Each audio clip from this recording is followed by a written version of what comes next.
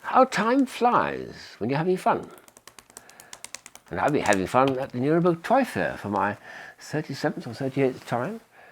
4 days of heaven for me, finding things like this. This is Paul Bowers' latest desk calendar. It's 365 wonderful optical illusions. He seems to have an army of people making wonderful, marvellous pictures. Some of them quite old ideas, some of them very modern, some of them move, some of them don't move. And a lot of them are very, very compelling to look at. So I think this man is something else. He produces one of these every year and has done for several years now. Paul Bowers' desk calendar.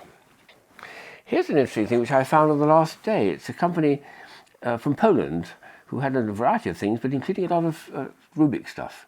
This is a little Rubiks Rabbit, which I've never seen before. It's just 3 by 2 by 1, so small children can play with this. And it operates like a Rubik's Cube. That twists, that twists. So you can get into a nice model if you want to, and then have a bit of fun getting him back again. So for small children, this is actually a very nice one because you can't get too far away from the original rabbit, and they can fairly easily find their way back into it. It's a very sweet little one to have, I think. A much more difficult puzzle, which I came across, which was Vladimir Krasnikov, I've known for many years. He makes some of these wonderfully difficult table puzzles to solve. Most of them either find the symmetry or find how to put them in the tray, etc., etc. This one here caught my attention because this is a most ingenious idea. You've got to get this last square into the tray and you can't see how it's going to go. And that square there is definitely too small. So how are we going to do it? Something extraordinary. Put it aside. Put your hand over the tray. Oh, there we are. That's it. It goes in. How on earth did I do that? Very, very clever little trick that he's invented. So Vladimir certainly is top of my list for making table puzzles. Much more sophisticated three-dimensional puzzles, but also this one is from Vladimir as well. There's a nice contrast between this one from Australia and this one from this wonderful Russian inventor. One looks as though it's very ultra-modern or futuristic, and the other one looks as though it's come from a primeval forest almost, isn't it? This one does come apart. You just push in these particular directions and let it come. Wow, there we are. A trisected cube, and jolly hard to put together again, I may add. And the other one from Australia, which is a brand new idea, is take apart 7-piece, very unusual 7-piece burr. And the interesting thing about it is, of course, the texture is strange. It's supposed to be very good therapy for the hands to have all those ridges, making the blood circulation, etc. So 2 very nice contrasting puzzles for the tabletop, but 3-dimensional ones. I came across another spinning devices this year, and here's 2 which I came across. One I've seen before, but the other one is completely new to me. This is a superb little example from Grunspecht of a spinning top, which is the globe of the world, and it does, of course, what actually happens in the real life, which is the globe recesses like that, the precesses rather. It's going to spin, but also the actual axis is going to spin as well, and that's a very nice little demonstration to what's actually happening in outer space with the planet, making a little bit of movement on the axis as well. When it slows right down, it'll lie down, but it sits there also at the correct 23 degrees, is it, angle, which is what the world's doing, of course. That's a very, very nice spinning top. Now that I had seen before, but this is completely new to me. These are little daisies with little ladybirds inside. Well, ladybugs they call them in America. And the idea is to blow on them with a straw vertically, so they go.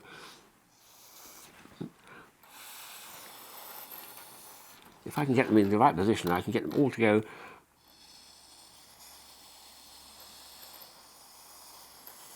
almost at the same time.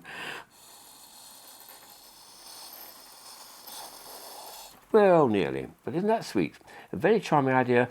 Has to be a smooth table, but small children will thoroughly enjoy playing with them. They won't fly in the air, of course, they're too heavy, they're made of metal, but nice bit of design, that. Very appealing, I think, for all ages.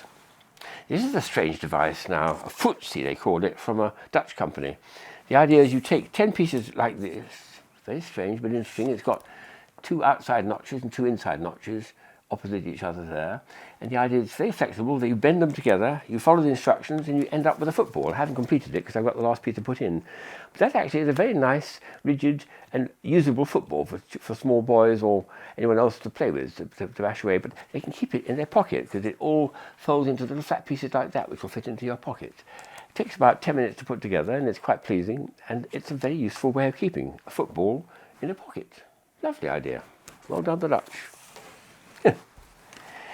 Here's a lovely postcard I've got, a lenticular postcard which completely unexpected, because I've seen the picture before, but not for many years. This is what's going to happen to the world when we enter a new heat age, not ice age, and the ice caps melt, and all the Antarctic ice melts, and the oceans rise 68 metres, about 200 feet, and you get the most astonishing things happening to the land masses. Florida disappears, Denmark disappears, the Amazon basin forms a big inland sea. In the middle of Asia, the Aralit or Caspian Sea meets up. Extraordinary things happen, all when, and this is of course the Antarctica at the bottom, which is where all the trouble begins, because all the ice will melt sometime in the history of the world, the next few thousand or 100,000 years, and the seas will rise 200 feet with a big change to the geography of the world. Wonderful way of demonstrating it. I do like things which are easy to grasp, and that's an example of one. I came across a very nice South African company. I'm hoping will look me up sometime. This is one of these little racing cars with a pneumatic drive to it. So you have to blow hard, and it'll race across the table, woof, woof, woof, like that. But then they give you a launching pad, which is much more fun, complete with its little blower. So the idea is you put it in and click it so it holds, blow it up, and then push this, which gives a little spring release and pushes it out. But then the pneumatic drive takes over, and I think they did it about 70 meters or 70 yards down the corridors of one of the halls at Nuremberg. We'll see how far it goes here. Whoa, at a good speed. Here we go. Woo! Yes, well, about 20 meters perhaps. And the last item to show is a charming item from a Swedish company. One of these balloons which are coming out and getting quite popular, all sizes. It's partly this stretchy plastic and partly a balloon which you blow up. So when you combine the two, you get the most extraordinary effect. So this is supposed to be a little baby alligator, but we'll make him into a grown-up one by blowing up. Or is he a dragon? I don't know. No, he's an alligator, I think. Very bizarre. And of course, when you squeeze that, the head then gets bigger and the body gets smaller, which is totally bizarre. You get the wonderful distortions there. Tiny little legs compared with it. Makes a nice deflation.